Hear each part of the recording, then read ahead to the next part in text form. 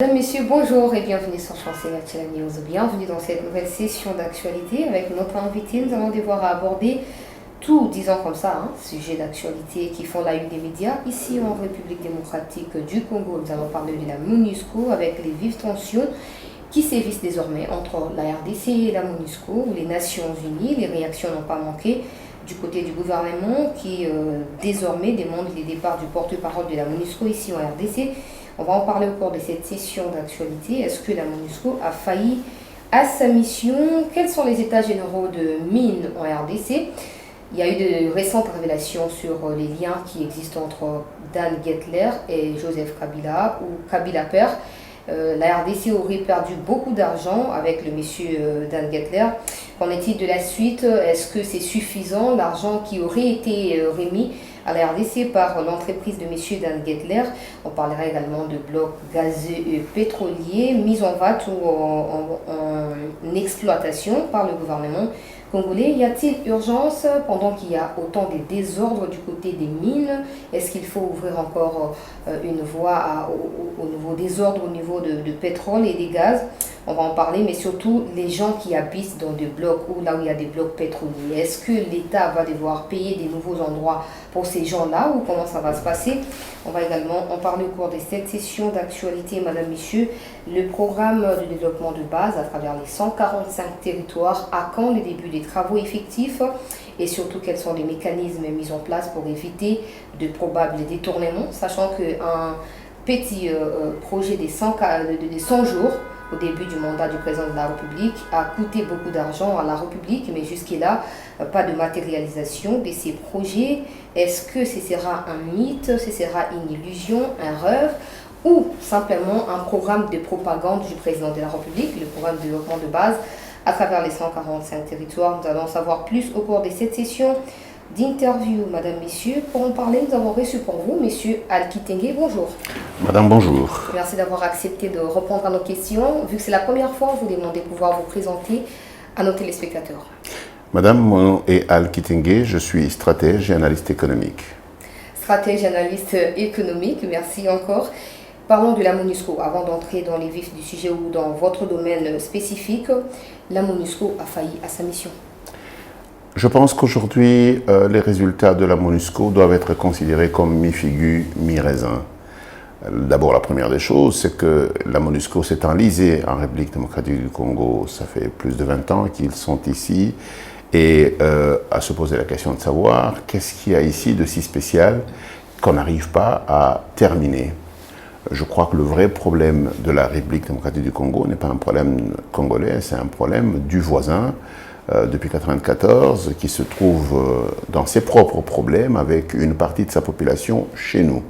C'est en évitant de résoudre le vrai problème qui est celui du retour des Hutus qui se sont réfugiés en République démocratique du Congo au Rwanda que l'on entretient un certain degré de désordre ici pour justifier le fait que le problème n'est pas au Rwanda et qu'il est probablement en République démocratique du Congo. Par contre, une des choses qu'il faut être en mesure de regarder, c'est qu'on ne peut pas avoir des armées en train d'évoluer en République démocratique du Congo sans se poser la question de savoir de quoi ces groupes se nourrissent. C'est très simple.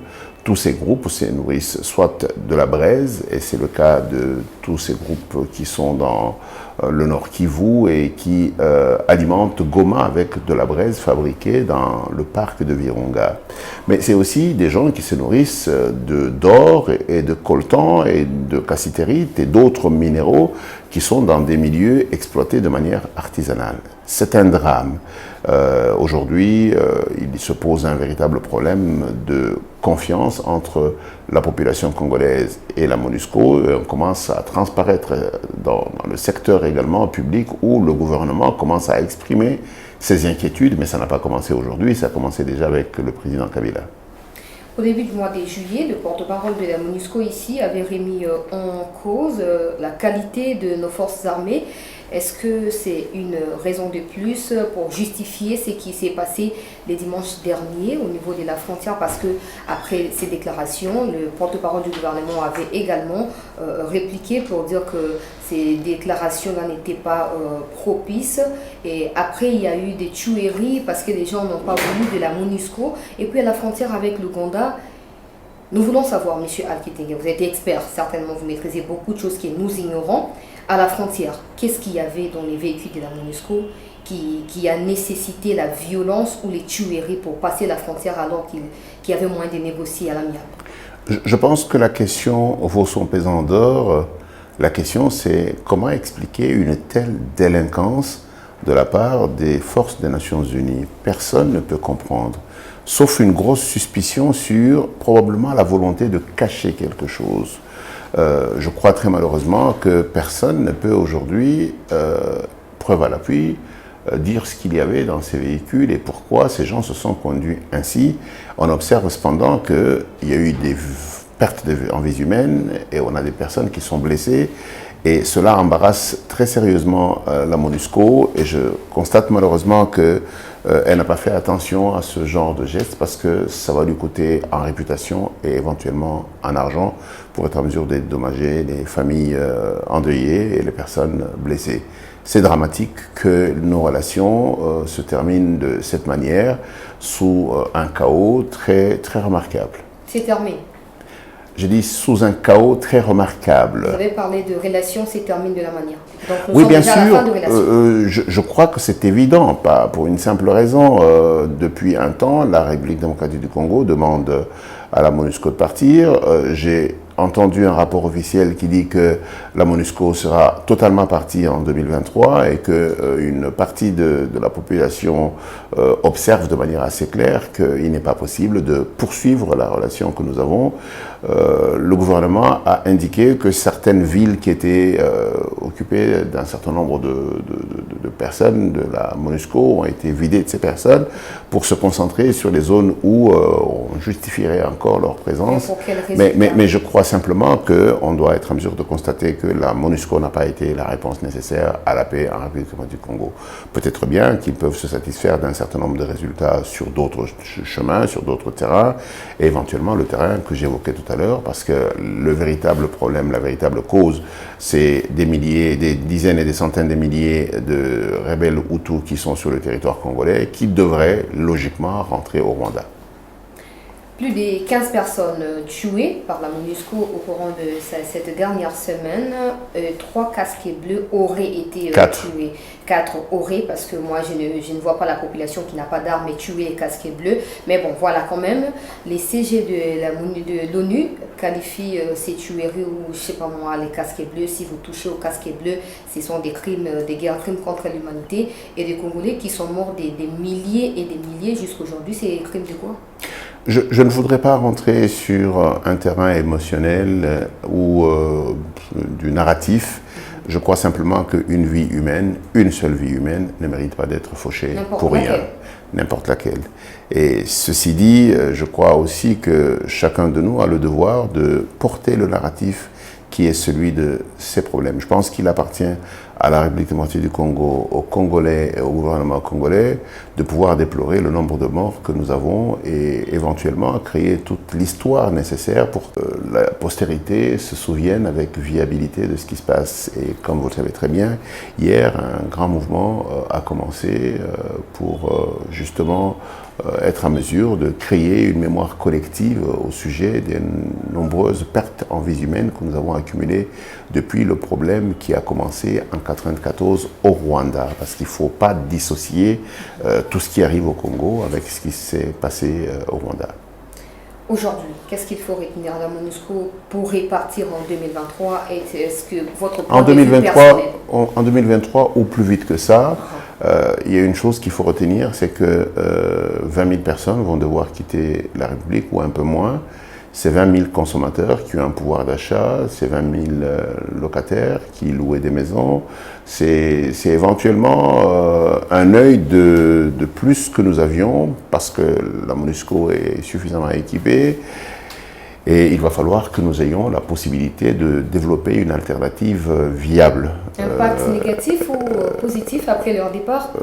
Il y a un impact négatif sur le point de vue économique de toute façon, mais c'est ce que je dis, il faut être en mesure de développer des alternatives.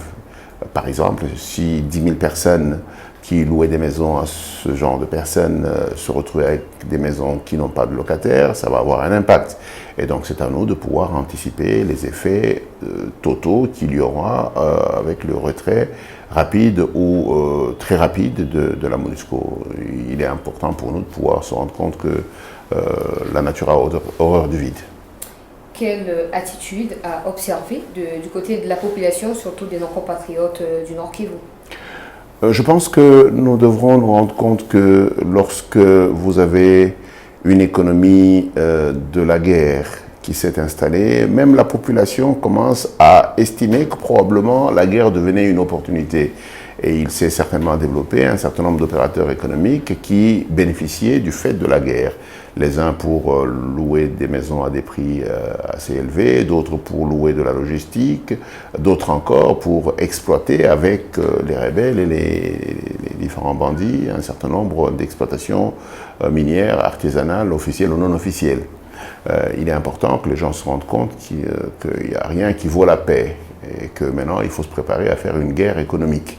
Ça veut dire en fait créer de manière intelligente une véritable économie sérieuse capable de remplacer la guerre. Qui devra et son économie. Avec qui Je pense qu'il y a deux acteurs majeurs. Le premier acteur, c'est l'État congolais lui-même. Il devrait être en mesure d'inciter l'émergence d'une nouvelle économie dans les zones qui étaient occupées par la guerre, parce que les gens étaient occupés à la guerre et c'était leur occupation et peut-être aussi leur gagne-pain. Et si ces gens n'ont rien, ils auront difficile à pouvoir s'insérer dans la communauté. Ils risquent de vouloir continuer à faire ce qu'ils savent faire. Et donc, il est important de développer des initiatives d'interaction économique dans ces zones. La deuxième catégorie d'acteurs, c'est les privés. Il est important que les privés se rendent compte qu'en fait, nous avons là une opportunité, avec la paix, de pouvoir développer des véritables activités économiques et tourner le dos complètement à toute l'économie de la guerre. Plus de 4 semaines maintenant que le M23 stagne autour de la cité de Bunagana. Est-ce que les forces armées de la RDC ont abandonné, ont fait un repli? Et il faut savoir que le positionnement au niveau de Bunagana est très stratégique pour eux. Ça veut dire qu'en fait, si jamais le feu est ouvert de manière tout à fait pertinente sur eux, ils vont fuir directement de l'autre côté de la frontière. Bunagana est une frontière. Et donc, ils savent aussi que c'est une position très fragile. Toute la question de notre armée, c'est de dire, est-ce qu'on le fait à tout prix et on cause énormément de dégâts collatéraux ou on travaille jusqu'à l'affaiblissement du M23 et quand on les chasse, il y a moins de dégâts collatéraux. Je crois simplement que je ne suis pas militaire, je ne suis pas responsable de l'armée, j'ai un œil observateur de stratège, je pense simplement que c'est une question de quelques jours ou de quelques semaines. Monsieur Alkiting, est-ce qu'en 2013, réellement le M23 ont fait repli à cause de la pression, de la puissance de nos forces armées, ou il y a eu autre chose? Parce que si quand même ça a été le cas, pourquoi aujourd'hui on n'est pas en mesure de le faire plusieurs semaines après l'occupation de Bunagana? D'abord, rien ne dit qu'à Goma, le M23 était resté moins longtemps que son séjour à Bunagana. Ils sont restés de loin plus longtemps à Goma. Et ils étaient enracinés. Je crois simplement que le M23 n'est pas une machine de guerre. Tout le monde sait très bien que le M23 est appuyé. Même si Mme Bito Keïta confirme que ce sont des vrais tireurs et ce sont des expérimentés, ils ont je ne veux pas tout dire, ce n'est pas mon domaine et je ne voudrais pas m'enliser là-dessus. La seule chose que je sais, c'est que le M23, ce n'est pas une machine de guerre, c'est des bandits, tout le monde le sait. Et donc, en réalité, il ne faut pas espérer qu'ils aient une expertise qu'on leur prête. Ils ne l'ont pas, tout le monde sait, et tout le monde le dit de manière de plus en plus ouverte, qu'ils sont accompagnés par un certain nombre d'armées étrangères, en l'occurrence des armées du Rwanda et de l'Ouganda d'une manière ou d'une autre. Mais la chose la plus importante, c'est de savoir qu'en matière de puissance militaire, le nombre compte beaucoup. Il n'y a pas 10 000 militaires là-bas, il n'y a pas 20 000 militaires. Ça sous-entend qu'en fait, ce n'est qu'une question de temps. Ça va se passer, ça va appartenir au passé, c'est mon sentiment personnel. Je ne suis pas stratège militaire et je ne voudrais pas donner mon mot comme étant du lait à boire, mais j'insiste sur le fait que entre le narratif, la perception et l'image qu'on voudrait vendre, Il faut se rendre compte que les réalités sont totalement ailleurs. On essaie d'exercer une pression sur le gouvernement congolais, c'est tout. Voilà, d'un sujet à un autre, parlons cette fois de mines en République démocratique du Congo. Quels sont les états généraux des mines en RDC?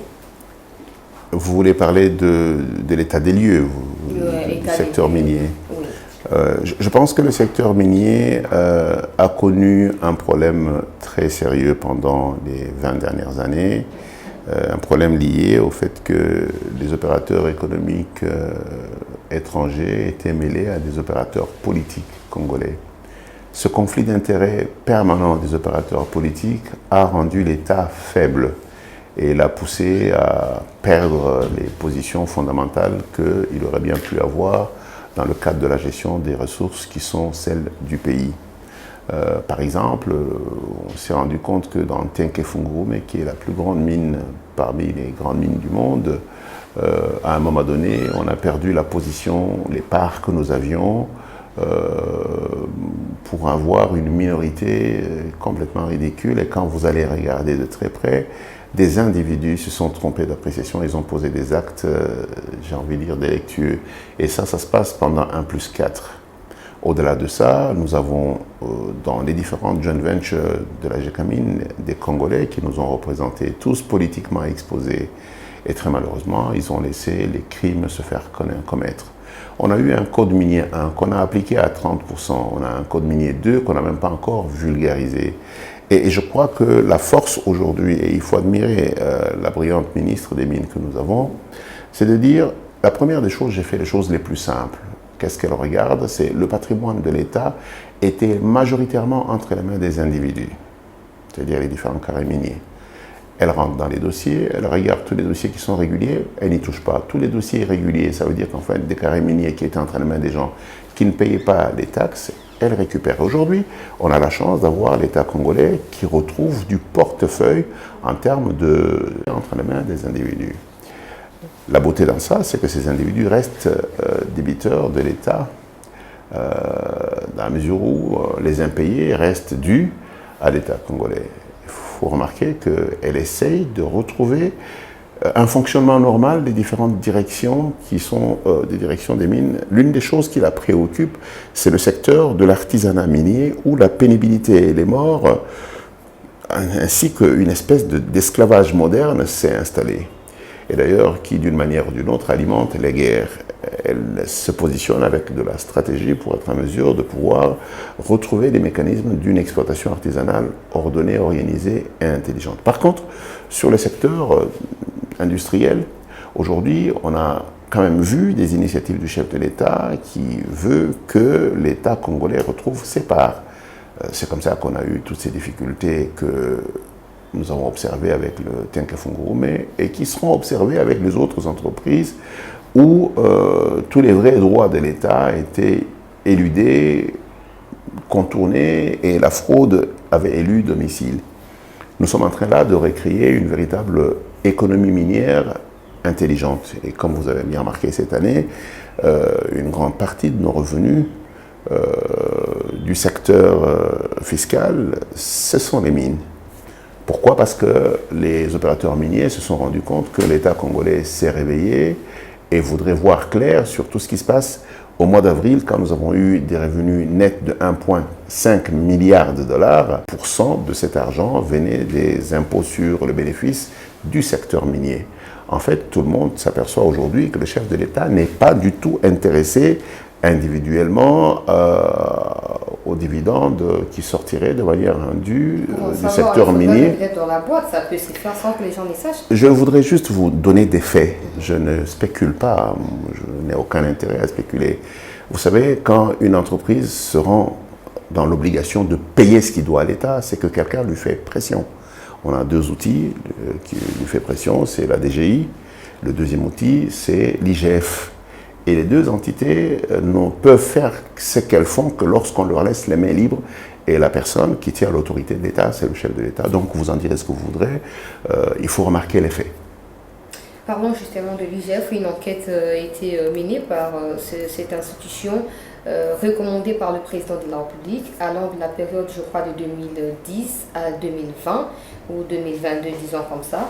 Il y a eu de grosses révélations dans ces rapports de l'IGF, des révélations très accablantes. Je ne saurais pas citer les noms de gens, notamment de milliers de dollars. Milliards, vous voulez dire? Milliards, disons 590 et quelques millions de dollars seraient détournés par un individu au sein de la GECAMINE. Question simple que tout le monde se pose, monsieur Al-Kitenge. Comment les opérateurs économiques, plutôt miniers, font pour avoir ces mines-là sans que l'État ne soit au contrôle? Et comment ça se passe que ces gens-là soient libres à l'heure où nous parlons, alors qu'ils ont autant d'argent à devoir à l'État congolais? Vous posez plusieurs questions à la fois, je vais vous répondre étape par étape. Justement. Nous sommes un pays qui a une mémoire très courte. Nous avons ici un ingénieur des mines un ingénieur métallurgiste plutôt, qui s'appelle Ngoy, qui a écrit un livre sur la GECAMINE et qui a fait des vidéos, y compris avec le très brillant Christian Bossembe, pour expliquer aux Congolais ce qui s'est passé dans les mines. Son livre, il y a 15 ans qu'il l'a écrit, mais personne ne l'a écouté. Il dit de manière assez claire comment les gens ont dilapidé les ressources de la GECAMINE et comment la mauvaise gouvernance mettait à risque le pays. Personne ne l'a suivi. Aujourd'hui, si vous regardez ce que l'IGF met à nu, ce n'est qu'une très petite partie de ce que l'ingénieur Raphaël Ngoy a mis à nu depuis de longues années. Recherchez Raphaël Ngoy sur Internet, recherchez son interview avec Christian Bossembe. Je peux vous garantir que vous pourrez retrouver son livre. Ce monsieur dit tout. Le drame du secteur minier, c'est que les hommes politiquement exposés pensaient qu'ils pouvaient indéfiniment poser des actes criminels sans qu'un jour cela ne s'arrête. Et très malheureusement, aujourd'hui, les gens ont très difficile à rendre compte. Parce que si aujourd'hui on demande aux gens de rendre compte détail par détail, le fait deviendra tout de suite politique. Les gens vont dire que les gérants d'aujourd'hui essaient de régler des comptes aux gérants d'hier. Mais je vois un autre, il y a une justice nationale qu'il faut être en mesure de faire, même si au bout de cette justice, il peut y avoir des dispositifs particuliers que l'on peut mettre en place, comme certaines amnisties, on ne sait jamais.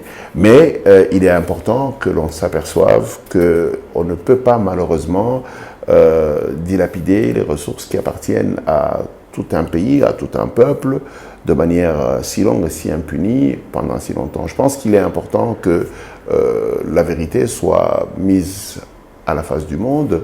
Et je voudrais ici vous rappeler que pendant très longtemps, les contrats qui avaient été signés étaient demandés en publication par nos différents partenaires, aussi bien dans le cadre de l'ITIE que dans le cadre des différents contrats que l'on avait avec la Banque mondiale et le Fonds monétaire international, mais il y avait un refus catégorique. Heureusement qu'aujourd'hui, on a accès à toutes ces informations.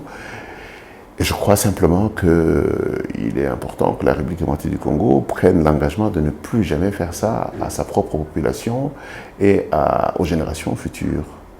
C'est notre responsabilité d'établir l'état des lieux de manière sérieuse et de donner une véritable opportunité non seulement au secteur minier pour qu'il se développe viablement. Je voudrais juste vous rappeler ici que le secteur minier est un secteur qui exploite des ressources qui sont épuisables. Donc ça nous impose un certain degré de responsabilité vis-à-vis des générations futures.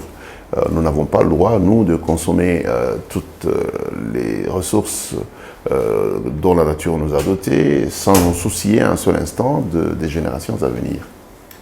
Monsieur Al-Kitenge, le président de la République, il y a 1 an ou bien plus, avait annoncé la révision du code minier qui était promulgué avant son arrivée au pouvoir. Où en est-on? Non, je ne crois pas qu'il a annoncé la révision du code minier 2 qui vient à peine d'être publié à la sortie de l'ancien président, qui est le code 1 et le code 2. Et en fait, le président avait demandé qu'un certain nombre de contrats soient révisés, essentiellement les contrats miniers de grande ampleur, parce qu'il était choqué de se rendre compte qu'entre la grande route Et l'endroit où se trouve la mine, les populations étaient dans une paupérisation incroyable. Et de son point de vue, je pense qu'il a raison, les mines devraient jaillir sur les personnes qui vivent autour des mines, qui sont en fait les vrais propriétaires de ces ressources.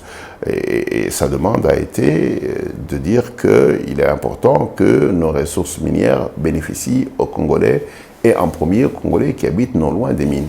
Mais il y a beaucoup de dispositifs, aussi bien dans le code minier 1 que dans le code minier 2, qui déterminent comment les mines sont censées impacter positivement les personnes qui vivent autour. Mais très malheureusement, c'était une obligation qui était mise en quarantaine, encore une fois, pour des raisons d'intérêt personnel, des opérateurs économiques mouillés dans les intérêts en conflit, justement avec la loi par rapport à leur appartenance directe, indirecte, déclarée ou non aux entreprises minières.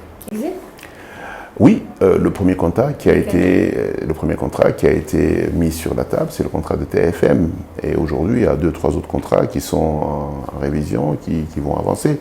Et aujourd'hui, le contrat de TFM met en évidence que TFM doit 7,2 milliards de dollars à la République démocratique du Congo. Vous suivez les révélations. Et je peux vous garantir qu'à partir du moment où l'État congolais en aura fini avec le Tenke-Fungurume Mining, il va y avoir un effet de contagion sur les autres contrats.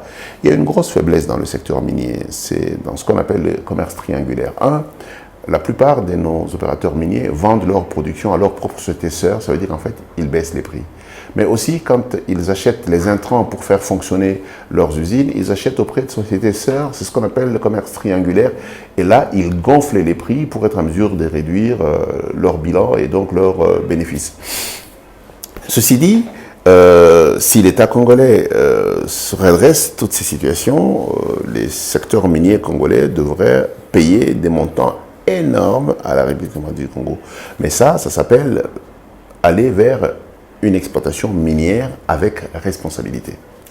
Nous aimerions bien avoir la lumière sur certaines, je peux appeler ça spéculation ou rumeurs, je ne sais pas, mais comme vous êtes expert, vous allez nous aider à comprendre. Il y a des gens qui disent qu'il y a des contrats qui ont été signés entre la République démocratique du Congo et certains opérateurs miniers ou individus chinois et qui ont fait perdre beaucoup d'argent à la République en contrepartie des convenances qui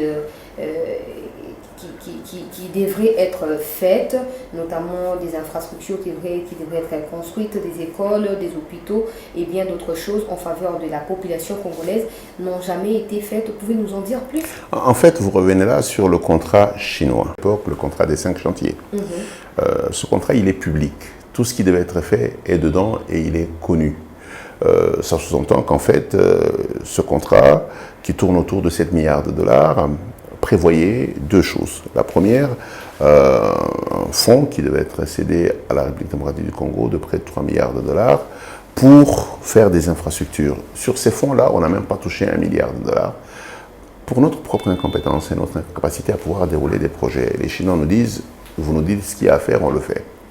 Deuxième, une partie de cet argent, près de 3,5 milliards, devrait servir à mettre en place des usines pour exploiter du cuivre et du cobalt. Ça a été fait et c'est en train d'être fait. Très malheureusement, en même temps qu'on est en train d'exploiter, en même temps, il y a cet argent que l'on devait consommer pour être en mesure de faire des projets. Et on ne l'a pas consommé. Si vous regardez très bien, il y avait des milliers de petits hôpitaux qui devaient être mis en place, une centaine d'universités, des milliers d'écoles qui devaient être construites. Mais si ça n'a pas été construit, c'est à cause de la faiblesse de la gouvernance du côté congolais. Mais maintenant, toute la question est de dire, ça fait quand même 3 ans que les anciens gestionnaires sont partis. Pour quelle raison nous n'avons pas un nouvel agenda avec cet argent qui est de l'argent qui nous est dû? C'est une question qu'il faudra poser aux gens qui sont au pouvoir aujourd'hui, ils pourront nous expliquer. Mais le fait est que dans le contrat et dans la convention entre la partie chinoise et nous, il y a tout un canevas connu, écrit, officiel, qui donne les engagements des uns et des autres, les droits des uns et des autres.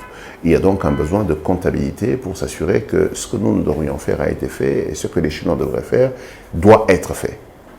Récemment, nous avons suivi sur Twitter entre M. Pam Peter et M.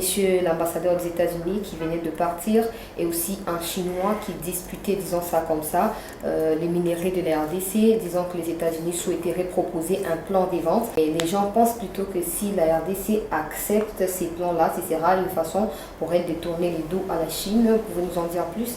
Je crois simplement que cela procède des spéculations. Un pays sérieux, et je souhaite que mon pays le devienne vite, lorsque vous avez des ressources, vous en avez également un plan d'exploitation. C'est dans votre plan d'exploitation que vous attirez des opérateurs économiques avec lesquels vous travaillez selon votre leadership en fonction de vos objectifs. Ça n'a pas été le cas pendant 22 ans. Et aujourd'hui, Madame la ministre des Mines est en train de doter la République d'un plan stratégique de gestion minière, ce qu'on appelle le plan stratégique de l'économie minière. Parce qu'il ne s'agit pas de faire de l'exploitation, il s'agit de générer de l'argent et de l'injecter dans notre économie pour la moderniser, la rendre compétitive, afin que les générations futures viennent créer une économie des services et une économie de l'intelligence sur base du fait que les bases en infrastructure et en système ont été posées grâce à nos ressources épuisables.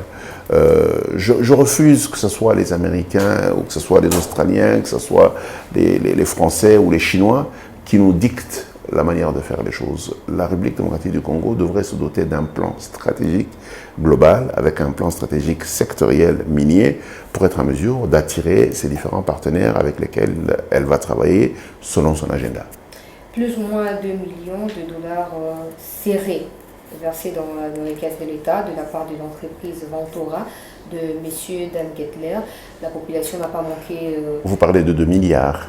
Et de l'argent cash, il s'agit de ce qu'on appelle les assets, ça veut dire les ressources minières et pétrolières disponibles d'une valeur d'à peu près 2 milliards de dollars. C'est suffisant après toute la richesse qui s'est amassée depuis 1998-99 jusqu'à 2021, disons. Il ne faut pas verser dans de la jalousie. Dan Gettler est quand même un opérateur économique et qui a essayé de faire de son mieux pour réaliser un certain nombre d'investissements chez nous. Maintenant, entre les conditions d'investissement et des avantages indus et le travail qu'il a fait, il faut faire la différence. Et donc, mon point de vue aujourd'hui est qu'un audit sérieux de ses activités économiques légales et illégales soit fait pour qu'il réponde de ses fautes, mais que ce qui lui est dû lui revienne. Et il ne faut pas penser que nous pouvons nous permettre d'arracher tout ce que quelqu'un a fait et que personne d'autre n'a fait. Il faut quand même reconnaître qu'au moment où Dan Gettler a commencé à déployer ses activités en République démocratique du Congo, très peu de personnes ont osé venir ici et travailler avec une telle ampleur. Je crois que son plus gros défaut, c'est de s'être allié aux opérateurs politiques, en l'occurrence l'ancien chef de l'État, et d'avoir probablement versé dans des actes illégaux, mais qui ne pouvaient l'être que parce qu'il était appuyé et couvert par les opérateurs politiques qui étaient en place. Et je crois qu'aujourd'hui, il paye le prix. C'est pour ça que les États-Unis l'ont poursuivi pour ce qu'ils ont appelé corruption à l'étranger. Aujourd'hui, il n'y a pas que lui, il y a d'autres opérateurs économiques internationaux qui sont poursuivis pour des faits similaires. Et je crois que ça, c'est une grande leçon qui devrait servir à n'importe quel opérateur économique qui vient chez nous pour qu'ils se disent il vaut mieux faire les choses dans les règles de l'art plutôt que d'avoir des bénéfices et des avantages indus qui peuvent très rapidement se retourner contre vous. Je peux vous garantir que Dan Gettler aurait voulu avoir l'opportunité de dormir un peu moins pauvre, mais de dormir calmement, ce qui n'est pas le cas aujourd'hui. Le porte-parole du gouvernement parlait également des accords qui ont été signés entre la RDC et l'entreprise de M. Dan Gettler. Malheureusement, le porte-parole disait qu'il ne pouvait pas dévoiler les contenus de ces accords-là parce qu'il faudrait d'abord les amener aux États-Unis, parce que ce sont les États-Unis quand même qui ont mis pression sur Dan Gettler avant de les céder. Et donc c'est après les États-Unis que la population aura accès à ces accords-là. Est-ce que c'est aussi ça la souveraineté de l'État? C'est aussi ça la redevabilité dont fait allusion ces gouvernements? Il y a un sens de responsabilité qu'un peuple doit avoir. Entre hier, où on avait un blackout total sur ce qui se passait, et aujourd'hui où on a accès à une partie importante d'informations, La force d'un peuple, c'est de savoir respecter ses propres institutions. Et lorsque nous mettons des gens au pouvoir, ils nous représentent. Et ces gens ont par moment la latitude de vérifier ce qui est bon, ce qui ne l'est pas pour nous et pour le compte du peuple. Le militantisme exagéré qui pousse l'État dans une irresponsabilité totale n'est pas nécessairement la meilleure des choses. Je pense que lorsque le président américain a décidé de mettre fin à la vie du patron de Al-Qaïda, on ne le dit pas à tout le monde, mais quand c'est fait, on explique ce qui s'est réellement passé. Et je pense que nous avons l'obligation de laisser les gens qui sont au pouvoir la latitude de conduire le dossier jusqu'au bout. Il y a des choses qu'ils ne peuvent pas encore dire et ils ont eu le courage de dévoiler une partie de l'information, d'appeler les ONG nationales qui sont ici et leur montrer la complexité de la situation. Et la grande partie des ONG qui ont participé à ces réunions a compris. Je pense qu'il faut juste leur donner un peu de temps et c'est aussi ça la gestion citoyenne. Corruption, détournement au sein du domaine minier en RDC, avant de parler du gaz et du pétrole dans les sujets aussi et d'actualité. Quelles sont des pistes de solutions pour éviter à ce que dans les années à venir que nous puissions reparler de tout ce que nous parlons actuellement, négativement bien sûr? J'ai rédigé un livre qui a été édité et publié l'année dernière, qui se dénomme Sine qua non, afin de déraciner la corruption. Vous parlez de la corruption et de la fraude dans le secteur minier. Non, la corruption et la fraude dans tous les secteurs, dans toutes les activités. En République démocratique du Congo, pendant très longtemps, on s'est conduit comme des véritables voyous, il faut le dire ainsi, et le chef de l'État lui-même le répète en disant il y a une chose qu'il ne soupçonnait pas. Il savait que le pays était corrompu, mais c'était l'ampleur de la corruption. Nous sommes dans une situation catastrophique. La seule chose qui peut nous en sortir, c'est le peuple congolais. Il va falloir que nous soyons les demandeurs de l'intégrité. Il ne faut pas espérer que les gens qui bénéficient de la corruption soient ceux qui la combattent. C'est pour ça qu'aujourd'hui, y compris dans la gestion d'aujourd'hui, un certain nombre de personnes sont impliquées dans la corruption et on le voit de manière assez claire. C'est pour ça que l'IGF a autant de succès. C'est que la corruption continue, les fraudes continuent. C'est mis sous un regard critique, mais il va falloir que le peuple s'engage pour se débarrasser complètement de la corruption. C'est seulement si le peuple s'engage pour se débarrasser de la corruption que les gouvernants vont effectivement mettre cela en pratique pour être en mesure d'avoir des résultats. La guerre contre la corruption, l'émergence des valeurs et de l'intégrité, c'est une bataille du peuple. Parce que, en fait, ce que je voudrais vous dire, ce que je suis en train de vous dire, c'est que les gens qui sont en politique sont nos oncles, nos frères, nos tantes, c'est des gens de nos familles. Ils sont là-haut que nous sommes en bas. C'est pour ça que quand on change des gens, ceux qui viennent font la même chose que ceux qui étaient là. Si vous désirez que ça change, nos églises doivent apprendre aux citoyens à être des citoyens normaux. Nos écoles doivent apprendre aux gens à être des gens honnêtes. Nos familles doivent apprendre aux enfants et aux jeunes et aux personnes âgées à se conduire comme des véritables personnes et non comme des sauvages. Et la situation dans laquelle nous sommes aujourd'hui, c'est que nous avons pensé que chacun à son tour pouvait bénéficier de la corruption. Et on s'aperçoit qu'on a une espérance de vie qui ne dépasse pas 55 ans. Ça veut dire qu'en fait, la mort est au coin de la rue. Et nous avons une jeunesse incompétente parce que mal formée. Et ça nous met dans une situation de faiblesse incroyable. Vous regardez ces images qu'on regarde sur les réseaux sociaux où nous avons des militaires qui sont ivres, qui tombent par terre. Et ce degré d'indiscipline collective que nous avons est justement la plus grosse faiblesse. Alors ne me dites pas que c'est une affaire des politiciens, c'est une affaire de la communauté. Je vous invite à lire mon livre. Merci, merci beaucoup pour la lecture du livre. Parlons cette fois du pétrole et du gaz qui ont été mis en exploitation récemment par le président de la République. La population se pose la question, ou des questions, disons, qu'y avait-il d'urgence parce qu'il y a encore du désordre et de l'ordre à mettre dans les côtés dans les domaines miniers et on ouvre encore une nouvelle voie pour les gaz et les pétroles et avec ça on amène autant d'investisseurs étrangers. C'est pas une source de richesse pour les pouvoirs en place, c'est la population qui se pose des questions. La population, elle est en droit de se poser des questions, mais il faut comprendre ce qui se passe avec la population. Moi, je considère notre population comme une population blessée de guerre. En fait, les gens ont encore les douleurs du pouvoir passé et de tout le mal qui en a été fait par rapport au secteur minier, comme vous le dites si bien. Et nous avons évoqué suffisamment le travail qui est en train d'être fait dans le secteur minier pour le redresser et le faire avancer au bénéfice et au profit de la République démocratique du Congo, les premiers résultats étant cette évolution du budget qui commence à se tourner dans l'évolution du salaire des fonctionnaires qui ont été augmentés et qui vont être encore augmentés. Et donc un peuple sérieux doit avoir un plan pour ses ressources. Et nos ressources pétrolières, ce n'est pas que maintenant on voudrait les mettre en exploitation. Non, on a appelé des opérateurs économiques qui s'y intéressent pour qu'on soit en mesure de les évaluer, faire de l'exploration en vue d'une exploitation. Juste pour votre information, vous savez, même si on fait des passations de marché aujourd'hui ou dans un an, le temps que ces exploitations soient mises ces sites soient mis en exploitation, c'est peut-être dans 5 ans, dans 6 ans. L'actuel président ne sera même pas là et il le sait. Mais il a un devoir de citoyen et de premier citoyen. Il a un devoir de pouvoir planifier ce pays dans l'avenir. Il a le devoir de pouvoir donner à ce pays des moyens de pouvoir vivre, y compris quand il sera déjà parti. Juste pour que vous compreniez, on ne vend pas les blocs pétroliers maintenant, ni les blocs gaziers.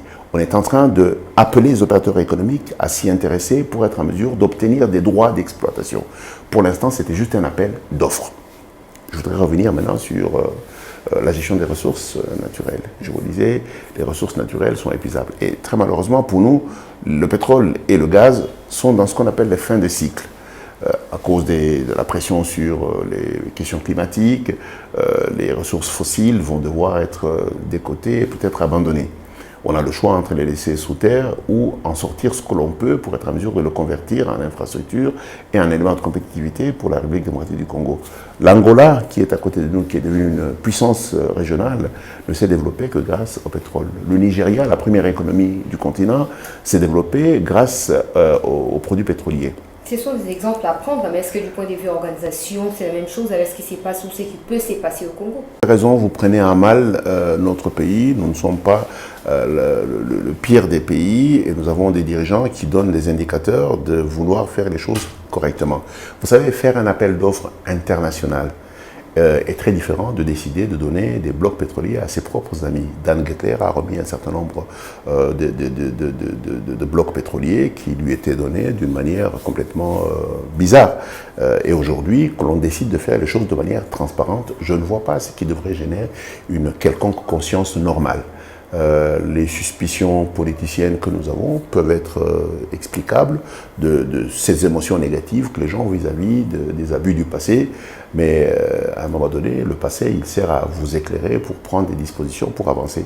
Et c'est ici où je fais un appel simple aux Congolais, c'est d'être un observatoire de la gouvernance de la République.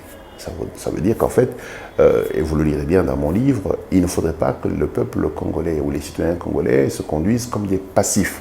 Mais ils doivent être un peuple intelligent qui pose des questions et qui pose des bases de surveillance citoyenne. Vous savez, quand on vous parle de Global Witness, quand on vous parle de Transparency International, c'est des ONG. Les unes allemandes, les autres américaines et anglaises. Et en fait, c'est des ONG, c'est des citoyens qui s'organisent pour surveiller la gouvernance. Et donc, la seule chose qu'il faut faire, c'est de laisser la main libre à ceux à qui nous avons donné la gouvernance du pays, mais continuer à les contrôler et à les surveiller. Il y a des gens qui habitent déjà dans plusieurs endroits qui ont été ciblés. J'ai entendu ces jours-là le ministre des hydrocarbures en parler à partir d'Engie apparemment jusque vers les Bandundu là-bas où il y a du pétrole, mais nous savons également qu'il y a des gens qui habitent et il y a même des spéculations, je ne sais pas confirmer, qui disent que même Kingakat serait aussi, il y aurait aussi le pétrole là où il y a Kingakat qui est construit. Comment les gouvernements vont s'organiser pour éviter que la population... On ne va pas spéculer. Sur Kingakati, le ministre a été très clair, nous sommes sur un bloc pétrolier, de toute façon. Il ne savait pas avant de construire? Vous pouvez lui poser la question. Par contre, les blocs qui ont été mis en appel d'offres, Kingakati a été évité.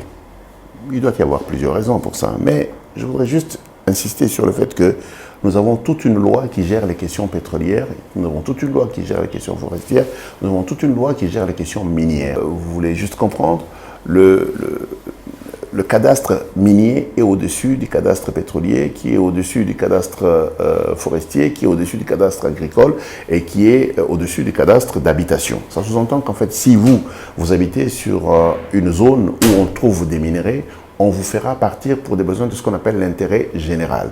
Et on vous donnera de quoi vous réinstaller ailleurs, dans des meilleures conditions, et on s'occupera de vous de manière responsable. C'est ce qui est arrivé partout où on a installé les mines, y compris à Fungurumé ou dans les provinces du Nord, et c'est ainsi, c'est prévu par la loi. Mais pourquoi pas, M. Alkitenge, parce qu'on se pose aussi des questions dans ces sens-là, pourquoi pas déjà examiner et mettre de côté ces terrains-là, éviter à ce que la population y habite? Je pense que cela aurait été possible si nous avions fait une exploration avant. S'il y a quelqu'un qui a un minimum d'informations sur nos réserves minières, c'est les Belges. Mais ces informations n'ont pas été totalement partagées avec la République démocratique du Congo. Mais même alors, les technologies évoluent, on finit par se rendre compte que certains endroits dont on ne connaissait pas le contenu du sol et du sous-sol se révèlent être des sources de réserves minières ou pétrolières. Je vous donne un exemple simple. Il y a des quartiers de résidence à Kolwezi qui étaient considérés comme des quartiers de résidence des travailleurs de la Gécamine. Aujourd'hui, c'est devenu des mines elles-mêmes. Mais ça veut dire qu'en fait, le niveau de connaissance que l'on a aujourd'hui est largement supérieur au niveau de connaissance qu'on avait hier. Mais même alors, l'intérêt d'exploiter les minéraux montre suffisamment de ressources pour être en mesure de déplacer de manière responsable. Et il y a des règles pour ça, de sorte que les gens se retrouvent dans des bien meilleures conditions et que l'exploitation minière soit faite. Et qu'à la fin de l'exploitation minière, les fonciers soient rétablis de manière classique. C'est prévu dans les textes pour qu'une quelconque réoccupation soit possible. Donc ne vous inquiétez pas pour ça. Voilà, la population, on n'inquiète pas la population. Une dernière question par rapport à ces gaz, à ces pétroles. Monsieur Alkitenge, que faire pour éviter à ce que vous appelez des suspicions ou blessés des guerres, disons comme ça, la population qui est blessée, qui a encore des souvenirs du passé, que ces souvenirs-là ne se reproduisent pas en termes de détournement, en termes de tout ça, dans ces domaines des pétroles et des gaz? Lorsque vous êtes dans le secteur de ressources naturelles, il y a une instance internationale qui s'appelle l'ITIE. C'est l'initiative pour la transparence dans le secteur de l'industrie extractive. Ça concerne aussi bien les forêts, le pétrole que les produits miniers. Et il y a un certain nombre de règles de transparence. Je pense que nous devrions avoir des journalistes qui sont spécialisés sur la transparence dans l'industrie extractive. Nous devrions avoir des citoyens qui sont informés. Je pense que la seule façon de créer un climat de confiance, c'est la transparence. Il me semble que les dirigeants en place ont compris l'intérêt de pouvoir faire les choses de sorte qu'une confiance naisse et croisse entre les dirigeants et le peuple congolais. Nous avons aujourd'hui la chance d'avoir une ministre des Mines qui n'est pas intéressée par l'exploitation minière. Elle n'est pas du tout intéressée à avoir des titres miniers. Ce qui fait qu'elle se met à dos toutes les personnes qui se trouvaient dans des situations complètement illégales. Pour être en mesure de s'attaquer aux gens qui ont été des faussaires, il faut être en mesure d'être intègre. Et je salue le courage de cette brave femme. La semaine dernière, une organisation lui a décerné un prix de reconnaissance. Et je pense que d'autres ministres devraient se battre pour que dans leur secteur, on les reconnaisse comme étant des personnes intègres, des personnes qui posent des actes en faveur de la République et de la population. Programme de développement de base à travers les 145 territoires. La population se pose de multiples questions. Ce programme a déjà été annoncé il y a presque un an, depuis je crois, mi-2021, juin ou mai-juin, quelque chose comme ça. Bref, ça fera déjà presque un mois depuis que les présidents de la République, un an plutôt, ont parlé. Qu'est-ce qui empêche aujourd'hui les déploiements des activités? Parce qu'en personne, mon équipe et moi, nous étions par exemple dans la province du Sud Ubangi, où on nous informe qu'il y a eu des gens qui étaient venus se renseigner, qui ont pris des informations de la part des chefs des territoires, chefs des secteurs, chefs des groupements, et ces gens-là avaient communiqué à la population que non, après 6 mois, il y aura déploiement des travaux pour tel projet. Mais bon, moi, je suis allée il y a quand même une semaine, il n'y a absolument rien. Pour vous dire que moi, je suis un homme heureux quand j'entends parler de ce nouveau paradigme qui est celui de la gestion à partir de la base. Pourquoi je le dis? Parce que le peuple congolais urbain a maltraité le peuple congolais rural pendant 62 ans. Nous avons consommé tout l'argent de l'État, même les différents endettements nationaux et internationaux ont tous été consommés en milieu urbain.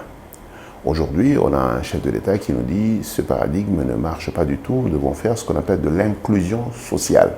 Ça sous-entend qu'en fait, nous devons être en mesure d'investir l'argent public au niveau des 145 territoires au moins.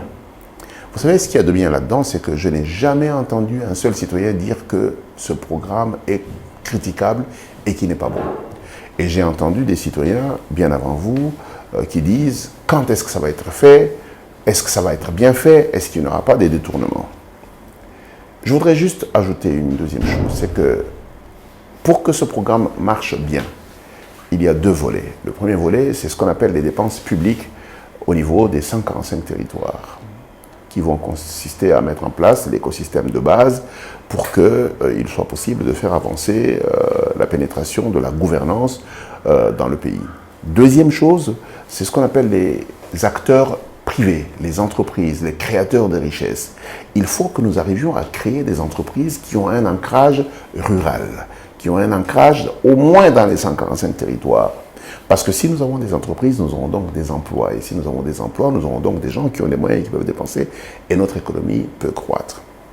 Maintenant, la question que vous posez concerne la partie de l'investissement public, les 1,660 milliard de dollars dont on parle, les 10 millions de dollars par territoire. Okay? Vous savez, il s'agit de beaucoup d'argent, c'est vous qui soulevez toutes les questions de gouvernance qui doivent entourer la dépense publique, de sorte qu'elle soit de qualité et qu'elle produise les effets nécessaires. Je crois qu'entre l'annonce et l'exécution, il y a eu un certain nombre de réajustements. Le ministère du Plan pilote le projet. On a recruté 3 ou 4 agences d'exécution pour que les choses se passent dans les règles. Si vous me demandiez mon point de vue, c'est que ce projet devrait, à un moment donné et le plus rapidement possible, générer un leadership local. Ça veut dire qu'en fait, à mon avis, le leadership de ces projets devrait être dans les 145 territoires. Et nous, en tant que pays, nous devrions être en mesure de faire ce qu'on appelle un concours d'émulation entre les 145 territoires pour voir le leadership local et voir un petit peu la capacité d'innovation. Ça sous-entend que, de mon point de vue, il ne faut surtout pas que des entreprises des grandes villes aillent faire les travaux sans s'ancrer dans les territoires et y générer à la fois du développement, mais également du social et des entreprises qui doivent pouvoir y rester. Je pense qu'il y a bien plus que ce qui est visible. Moi, mon point de vue, c'est que, par exemple, la question de l'eau et de l'électricité, nous devrions avoir émergence de 145 entreprises de production d'électricité dans les 145 territoires, mais des entreprises publiques locales. Nous devrions avoir 145 entreprises de production et de distribution d'eau, des entreprises locales. Nous devrions avoir des entreprises de voirie et des drainages et des entreprises de développement routier, des entreprises locales, avec des équipements et qui s'installent là-bas. Et ça, c'est du mix entre le public et le privé. Bien sûr, aujourd'hui, les gens ne regardent que l'impulsion publique. Non, le développement des 145 territoires ne sera effectif que si, sous l'impulsion du secteur public, le secteur privé s'y mette. Et laissez-moi vous donner des exemples. Le secteur bancaire a ce qu'on appelle les clauses de service public universel. Ça veut dire qu'en fait, dans leur licence, elles doivent se déployer sur toute l'étendue de la République, mais elles sont toutes sur le boulevard et dans les grandes villes. Aujourd'hui, c'est une opportunité pour leur dire, de manière intelligente, comment pouvons-nous nous répartir le territoire national pour que dans tous les 145 territoires, nous ayons au moins le service bancaire ou des services financiers disponibles. Ils ont dans leur licence l'obligation de pouvoir faire de la distribution sur toute l'étendue de la République. Il y a même un fonds qui est là pour ça. Et c'est le moment pour que, justement, l'État congolais actionne ce volet de service public universel pour être en mesure de pouvoir se déployer sur toute l'étendue de la République. Il y a aussi les produits pétroliers. Vous savez que le carburant que nous avons ici à 1,3, 1,4 dollars, à Mbujimayi, il est à 2,5, à Kabinda, il est à 3,5, au Sankuru, il est à 4 dollars. Et lorsque vous allez dans le sud Kivu, à des endroits comme à Mwenga, il est à 3,5 dollars, 4 dollars. Ça sous-entend qu'en fait, l'État congolais peut se dire, j'ai l'obligation d'amener minimum dans les 145 territoires les mêmes capacités de distribution et de disponibilité des produits pétroliers. Comme vous le savez très bien, les produits pétroliers ont un impact réel sur les coûts de transport et donc le coût des transformation et de transport des marchandises. Et donc, la question, à mon avis, n'est pas nécessairement de dire quand est-ce qu'on commence. Il faut commencer comme il faut faire des choses qui sont durables. Du coup, quand vous expliquez autant de choses qui rentrent en cause pour l'exécution du projet, on suppose que ces projets peuvent aussi faire un programme de propagande ou des campagnes électorales pour le président. Absolument, si le chef de l'État réussit son programme des 145 territoires, il est l'homme de la situation, il aura transformé la manière de gouverner ce pays. On sera passé d'une façon égoïste de prédateur assis dans les centres-villes à une économie, une gestion, une gouvernance inclusive du point de vue financier, économique et social. Laissez-moi vous dire qu'il y a plein de choses qui peuvent être faites d'ici les élections. Et je suppose en passant que nous, peuple congolais, devrions mettre le chef de l'État au défi, qui nous montre déjà ce qu'il est capable de faire en un temps record. S'il nous montre comment il a commencé, ce sera un argument supplémentaire pour qu'on lui donne 5 ans de plus pour qu'il termine le boulot. Et je crois simplement que nous avons là l'opportunité de bousculer quelqu'un qui est au pouvoir et qui nous montre qu'il est de bonne foi et lui dire maintenant il est important qu'il se mette en ordre de bataille, qu'il se donne des biceps supplémentaires pour être en mesure d'exécuter ce qu'il dit qu'il peut exécuter. Quand pour un projet des 100 premiers jours du président de la République, il y a eu détournement et il n'y a absolument, disons même pas 5% de ce qui devrait être fait n'est fait jusqu'aujourd'hui. Vous pensez que la population a encore confiance d'accepter que ceci soit une réussite ou peut faire confiance à une réussite? À votre avis, qui est le bénéficiaire d'une réussite de ce projet? Ce sera justement le peuple. La population. Très bien. Alors, elle devrait être là, celle qui demande. C'est ce que j'étais en train de vous dire. Aujourd'hui, elle peut être dans le doute. On a du mal à accepter qu'il y a aussi grand projet comme 145 territoires ne soit une réussite avec les mêmes acteurs. Le monde entier ne se développe pas avec les sceptiques. Le monde entier se développe avec des gens ambitieux. Okay? Et une erreur peut arriver dans la vie d'une institution, d'un homme ou d'un leadership. La bêtise, c'est de ne pas être en mesure de tirer de leçons des erreurs qui sont arrivées. Et vous pouvez lui poser la question. Je pense que la bêtise serait de ne pas tirer de leçons d'une erreur qui est arrivée. Et moi, je suis un entrepreneur. Je sais que quand je tombe dans un échec, il ne me sert qu'à une chose, tirer des leçons, avancer en m'améliorant. Point, full stop. Et moi, je dis encore une fois, ce serait bête de la part de notre population que d'empêcher le chef de l'État d'agir parce que au cours de ces 100 premiers jours, il y a eu des dérapages. Je pense qu'il faut qu'il agisse pour qu'il s'amende. Et aujourd'hui, il est suffisamment consciencieux du simple fait qu'il traîne encore les boulets de ces 100 jours dans ses jambes et qu'il a l'obligation de pouvoir démontrer qu'il est capable de dérouler des grands travaux. Et s'il les déroule bien, ce sera un objectif supplémentaire à lui donner de dire « faisant davantage dans les 5 prochaines années ». Joseph Kabila a dit j'ai manqué 15 bons collaborateurs ou meilleurs collaborateurs pour changer la RDC. Et c'est avec le même collaborateur que l'actuel président travaille. Je parle d'abord de chefs des secteurs, chefs des territoires qui n'ont pas été changés depuis que le président est au pouvoir. Vous pensez que les gens qui ont eu l'habitude de rester là, qui reçoivent des cochons, des moutons, des gens parce qu'il y a infraction, il n'y a pas de jugement, il n'y a pas des peines qui ne soient attribuées à la personne coupable, etc. Vous pensez que ces genres de personnes sont prêtes à embrasser ces grands projets et accompagner le président vers la réussite, même si c'est pour la population d'abord? Je crois qu'il y a quelque chose qui vous échappe très violemment et il faudrait que vous ouvriez les yeux dessus. Pendant la mandature passée ou les mandatures passées, la gestion du pays se limitait au centre-ville. l'ensemble des lois et des règles que l'on avait se terminaient ici. Vous le dites si bien, dans les territoires, c'était les moutons et les vaches et tout le reste. En fait, c'était ça la réalité. En fait, on se foutait pas mal de ce qui se passait dans les milieux ruraux. Et c'est pour ça que nous avons eu 145 groupes armés dans les milieux ruraux. Tous les 145 groupes armés, ils sont dans les milieux ruraux, parce qu'en fait, personne ne s'en occupait. Aujourd'hui, le chef de l'État nous dit je voudrais poser ma base de gouvernance au niveau de la base. Ça sous-entend qu'en fait, on aura 3 catégories de leaders locaux. Des gens capables à qui on n'avait jamais donné l'opportunité de travailler et qui vont tout de suite se mettre à niveau et qui vont avancer. Et on aura des gens moyens qu'il faudra former, encourager, pousser à la lumière des meilleurs pour être en mesure de donner des résultats. Et il y aura des incompétents qu'il faudra simplement virer pour être en mesure de les remplacer. Pouvoir nettoyer tous ceux qui ont travaillé avec le prédécesseur pour mettre des nouveaux, serait une façon de dire, est-ce que nous sommes capables de créer des citoyens nouveaux à partir des arbres? Non, ce sont des Congolais, il faut leur donner l'opportunité en fonction de ce qu'ils sont capables de faire. Et aujourd'hui, les mettre à l'épreuve et en leur donnant un minimum de surveillance et d'appui serait quelque chose de bien. Si vous vouliez mon avis, moi j'aurais pu dire on renforce les autorités locales en leur donnant des consultants et des cabinets d'accompagnement. Et nous devons être en mesure de réinventer notre organisation en fonction du simple fait que nous devons être en mesure de travailler avec performance à la base. Et c'est ce qui pourrait soulever la République démocratique du Congo. J'aime à le dire, et je le disais encore dans une conférence récemment, quand quelqu'un gagne de l'argent à Boulungu, il vient à Kikwit. Quand il a gagné de l'argent à Kikwit, il vient à Kinshasa. Et quand il a gagné de l'argent à Kinshasa, il va en Europe. Et donc, mon point de vue, c'est que si on désire que l'argent ait un impact sur notre économie, il faut le dépenser le plus loin possible. Et je pense là-dessus que le chef de l'État a raison. Là-dessus, le chef de l'État a raison. Le président de la République compte également sur l'appui de la population dans l'accompagnement de ces projets, notamment en ce qui concerne les suivis.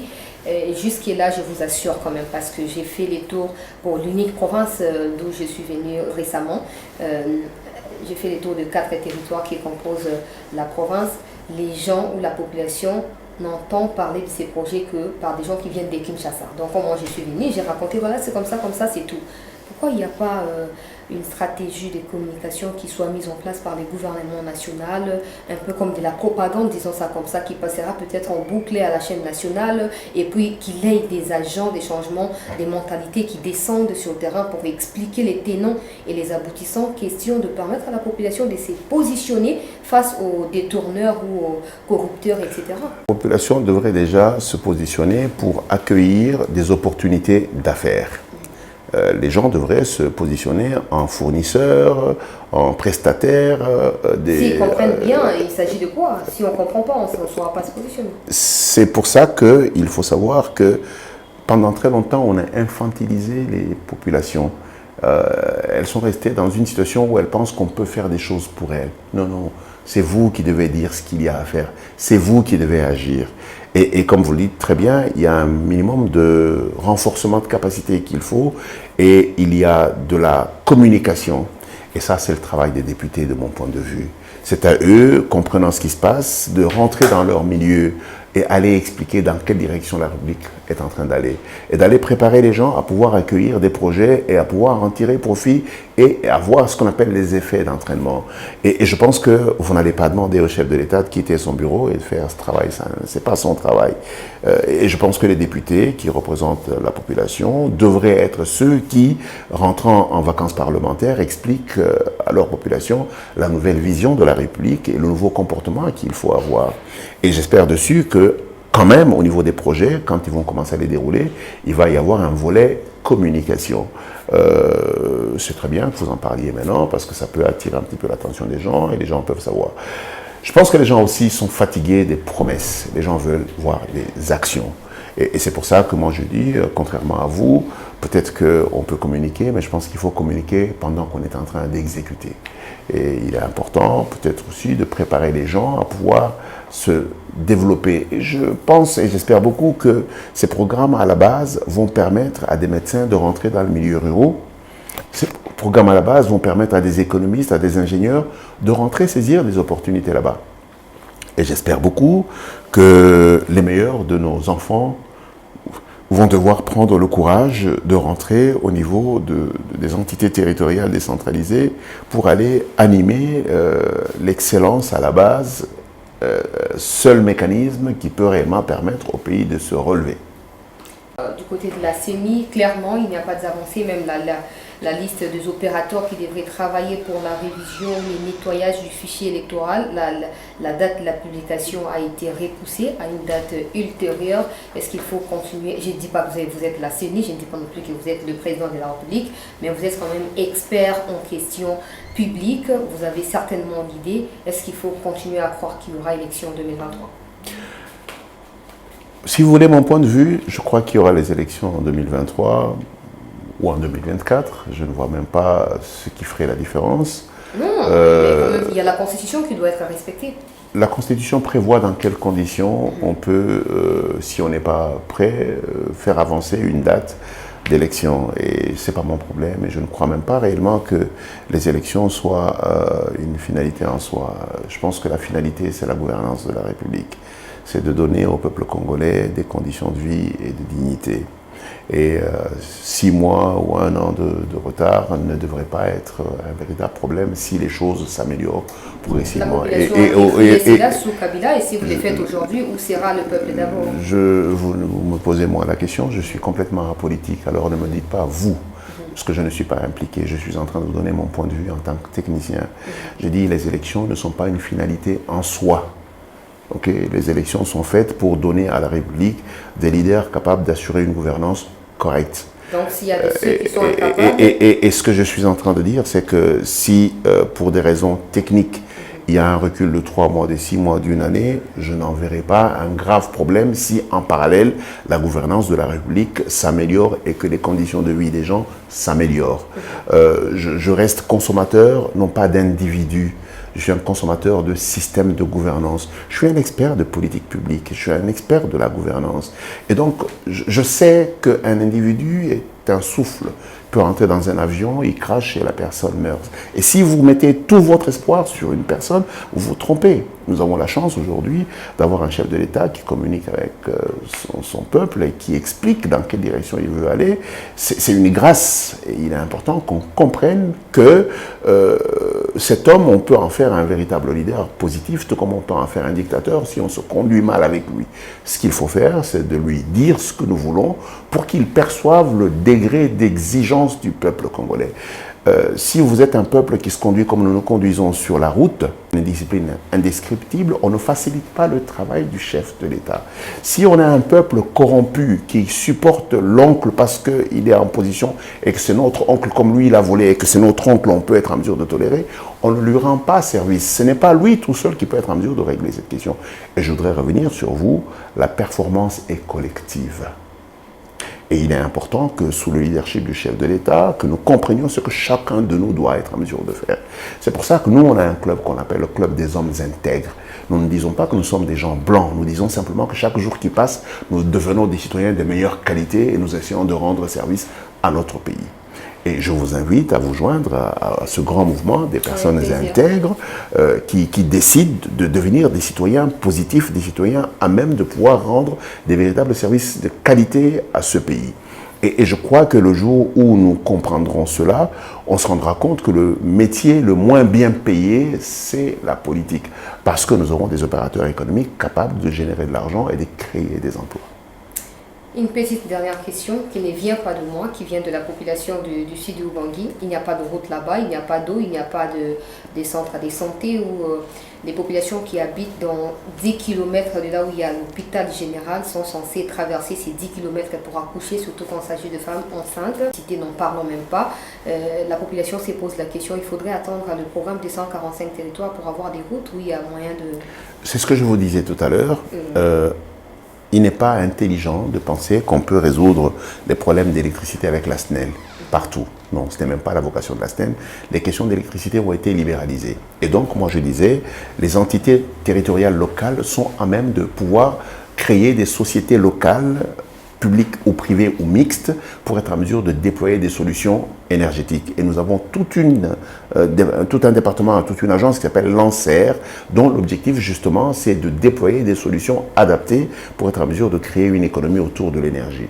De la même manière, l'eau, il n'y a pas trois choses à faire, c'est la capter, la traiter et elle est prête à être distribuée. Ça sous-entend qu'en fait, si nous créons des solutions locales, nous serons en mesure de pouvoir donner des véritables solutions. Qui doit créer ces solutions? Quand on utilise la population, je voudrais élire, mais quand il y a des besoins, on ne répond pas. Ma réponse est très claire là-dessus. Le secteur de l'eau a été libéralisé. Il ne faut pas espérer que ce soit seulement le public qui le fait. Je disais ici, ça peut être public, ça peut être privé, tout comme ça peut être public-privé. Aujourd'hui, on a des Indiens qui arrivent à des endroits, ils prennent la même eau qui a toujours été là, ils la purifient, ils la mettent dans les bouteilles et ils vous la vendent. En fait, à un moment donné, il faudrait juste que vous posiez la question de savoir si ces gens ont deux cerveaux dans leur tête. La réponse est non. Ça sous-entend qu'en fait, vous n'allez pas, comme des enfants éternels, penser que les autres doivent toujours trouver des solutions pour vous. Et vous avez l'art de pouvoir donner le pouvoir excessif à des gens que l'on a élus. Les gens que l'on a élus viennent ici pour s'assurer que des lois sont prises pour que la gestion se fasse correctement au niveau de la gouvernance publique, mais les richesses ne sont pas créées par le public, elles sont créées par les privés. Et donc, il est important qu'on se rende compte que là-dessus, la seule façon de rendre l'eau disponible, c'est de la rendre commercialement viable. La seule façon de rendre l'énergie disponible, c'est de la rendre commercialement viable. Et les infrastructures, y compris dans les pays riches comme le Canada, les États-Unis et la France, il y a deux catégories d'infrastructures. Il y a des infrastructures publiques pures et des infrastructures publiques privées et des infrastructures privées. Par exemple, la grande partie d'autoroutes dans tous ces pays riches sont des routes privées que les gens payent au quotidien. Et donc, encore une fois, les solutions ne sont pas superposables, il y a des spécificités. Moi, je ne peux pas comprendre qu'une province comme l'ancien Équateur, avec tout le parc forestier que cette province détient, il n'y ait pas un plan d'urbanisation avec une capacité de dire nous allons prélever une partie de notre forêt pour en faire une exploitation, pour être en mesure de pouvoir financer les routes et financer les écoles. Derrière ça, il faut quand même savoir qu'il y a beaucoup d'infrastructures abandonnées. Donc il serait temps que nous commencions à les réhabiliter, à les utiliser viablement. Le plus gros défi chez nous, ce n'est pas nécessairement les infrastructures, c'est l'homme. Les meilleurs d'entre nos enfants fuient les milieux les plus difficiles, ils viennent tous en ville.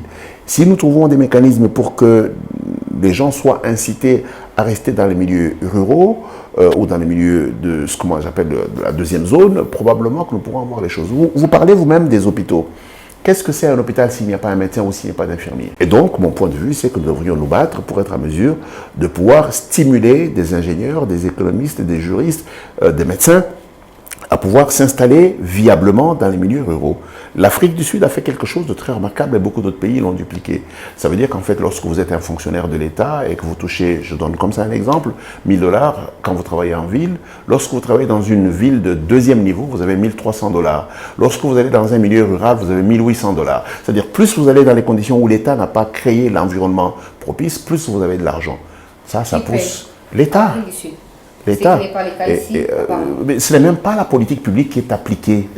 Aujourd'hui, Mobutu nous a laissé une politique publique où plus vous étiez dans les milieux ruraux, moins vous étiez payé. Les gens qui sont en ville avaient 7 fois plus de salaire que les gens qui étaient dans les milieux ruraux. Ce que cela a provoqué, c'est que les gens ont quitté les milieux ruraux pour venir en milieu urbain.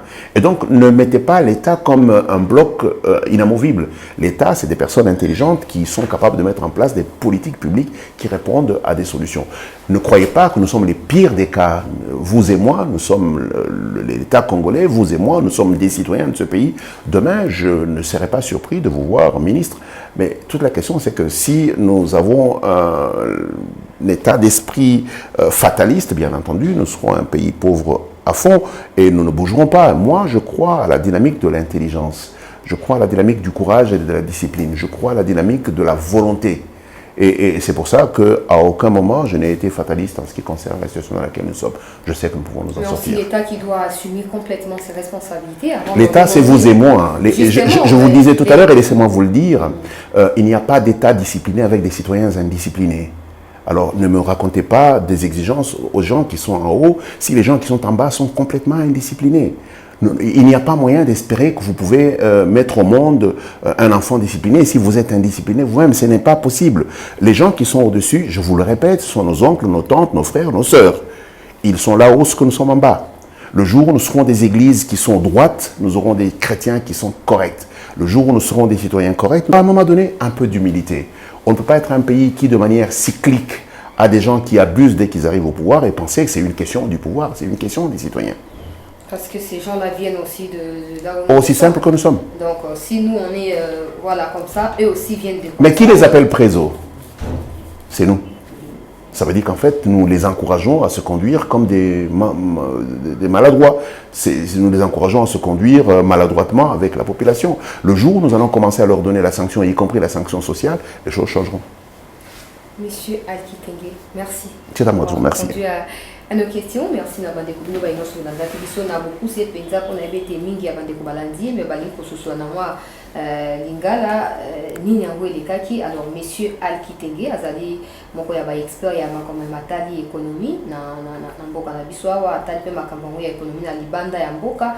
Alors to yambaki lokola invité na mokolo ya lelo pona koyeba na kusula na makoma matali o ezokoleka kati na Congo na MONUSCO bino nyonso ete tension et autres s'est multiplié chaque jour qui passe.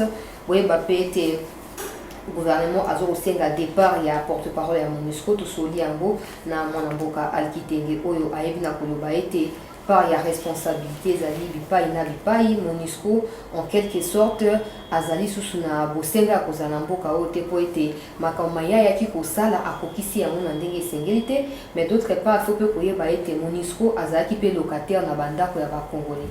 Tango MONUSCO akokende, est-ce que l'état congolais a remplacer batu to il faut l'état soit déjà moi ba mikano et pas imosusu ya koyeba na ko sécuriser économiquement financièrement bandeko bayo bandai ko louer babiloko ko latisa to ko lambisa MONUSCO to pe ba oyo MONUSCO amboshaki lokola bato ya misala ndeko Alki Tengue na ko kabola ya ye makanisi na bilo ba inoso bolandaki na wetali makambo ya MONUSCO mais le quoi zalinde expert na makambo matali économie na ba mine na wetali pe pétrole na mboka na biso bolandi na sikisiki ndenge alobi ete na makambo matali a expliqué était ba misolo ya leta ebungaki mwa ebele na banda ba mibu ata tukumi ba ya mibale koleka. Alors lelo oyo ba mikonzi ba zwami en place bazali na mwa volonté ya koyeba na kobongisa makambo nde asengi ete population a assumé par na ya responsabilité en apportant également les soutiens appropriés tout en mettant pression kotia mwa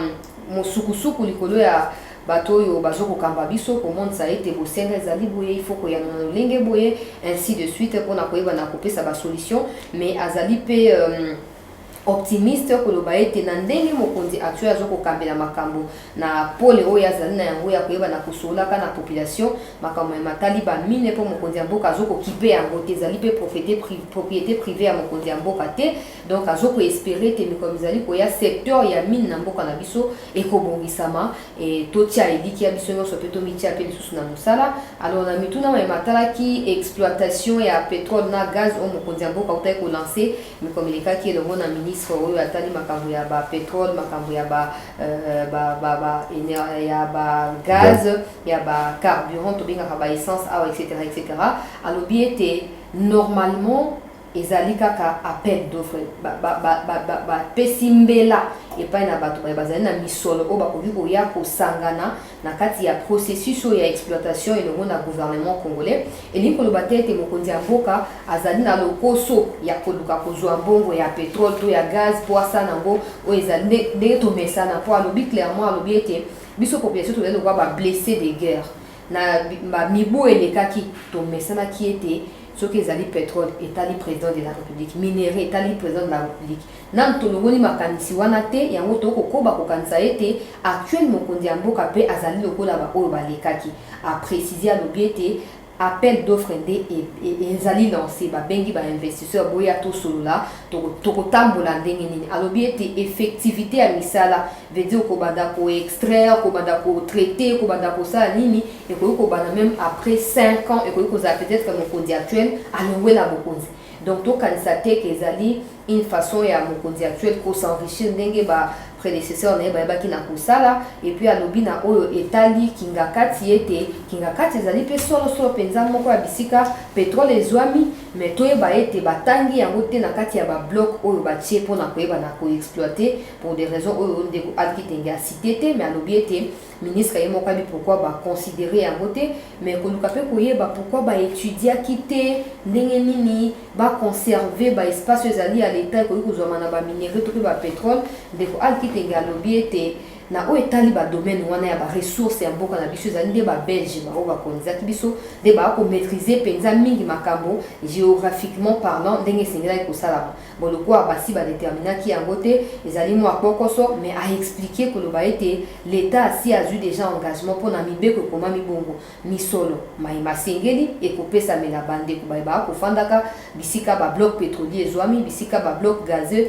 ezwami bakoyeba na kopesa bango mwa quelque chose mpo bacontinue vivre ndenge bamesanaki bakokende bongo bipai bango bakoyeba na kokende mais a mentionné pe loko mosusu ya motuya koloba ete na oyo etali réchauffement climatique peut-être mesure misusu na niveau ya monde ekozwamaka mikolo mizali koya oyo ekoki koimpacte négativement sur ressources ya mboka na biso alors malamu koba déjà koexploiter yango epuis kofaire bénéficier yango population mpo ete lobi na ndele mboka na biso beni tokoloba ekoba na kokende liboso tosukisi na oyo etali makambo ya programme monene ya mokonzi ya ekolo oyo etali développement de base kobanda na ba 145 territoire oyo mboka na biso ezokokonte alobi ete ezali programme moko ya motuya oyo esengeli ete totalela biso nyonso moto na moto apesa meilleur na ye mokonzi ya mboka oyo azali porteur to mpe initiateur elongo na gouvernement na ye bakosala oyo esengeli mais soki mwa mikolo eleki mingi banda mokonzi ya mboka ayebaki na kolobela likambo yango ezali mpo ete mwa makambo ya mike esengeli ete ebongisama mpona koevite